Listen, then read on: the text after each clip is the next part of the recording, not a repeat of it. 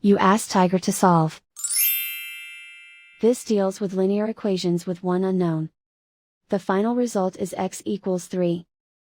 Let's solve it step by step. Simplify the expression. Expand the parentheses. Simplify the arithmetic. Group all x terms on the left side of the equation. Subtract 5x from both sides.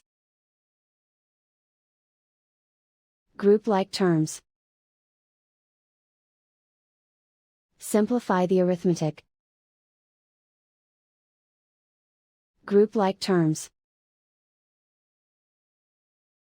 Simplify the arithmetic. Group all constants on the right side of the equation. Add 3 to both sides.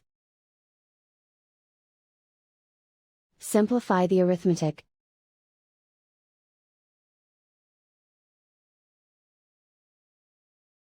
Isolate the x. Divide both sides by -2. Cancel out the negatives. Simplify the fraction.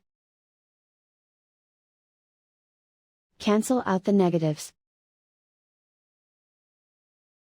Find the greatest common factor of the numerator and denominator.